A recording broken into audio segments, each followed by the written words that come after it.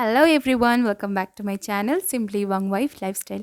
আশা করি তোমরা ভালো আছো, আমিও ভালো আছি। আজকে তোমাদের সাথে আমি শেয়ার করব ওটস কেক, যেটা আমি বানাতে চলেছি উইদাউট এগ, উইদাউট ময়দা, উইদাউট সুগার। সো ফার্স্টে ড্রাই ফ্রুটসগুলোকে আমি একটু আটার সাথে কোট করে নিলাম। তারপরে ওটসটাকে আমি একটু গ্রাইন্ড করে নিচ্ছি।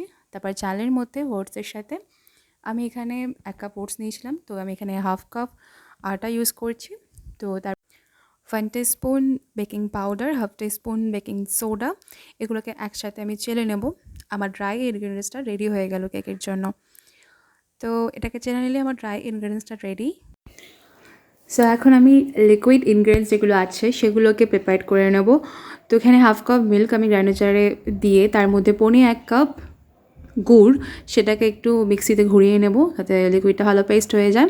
তারপর এটাকে নিয়ে নেওয়ার পরে আমি এখানে নিয়ে নেব half cup normal refined oil আর অল্প একটু বাটার দিয়ে, সেটা খেতে একটু টেস্টি বেশি লাগে।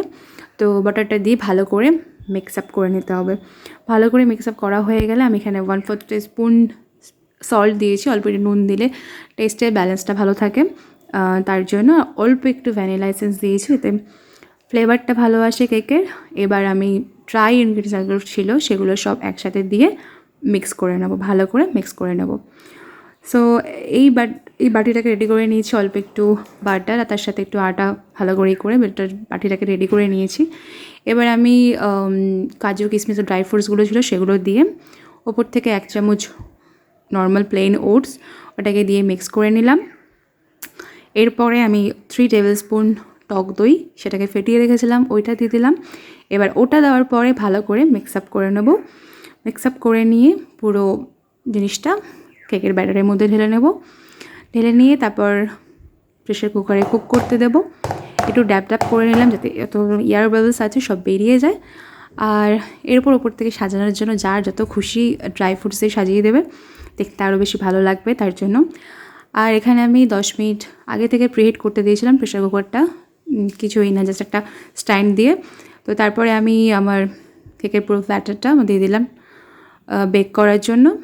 দিয়ে এটাকে আমি একদম কম আছে এটা রেখে দেবো 45 মিনিটসের জন্য, পুরোটা বেক হওয়ার জন্য। তো 45 মিনিটসের জন্য ধিমি আঁচে কেকটাকে রেখে দিলাম। সো কেকটা 45 মিনিটস পরে চেক করে নেব কেকটা ঠিকঠাক বেক হয়েছে নাকি। তো বেক হয়ে গেলেই জিনিসটাকে নামিয়ে দেবো। সো আমার healthy and tasty eggless oats cake একদম রেডি। তোমাদের কেমন লাগলো অবশ্যই কমেন্ট বক্সে কমেন্ট করে জানিও। লাইক, শেয়ার অ্যান্ড সাবস্ক্রাইব করতে ভুলো না। Love you all my subscribers. Thank you so much for watching.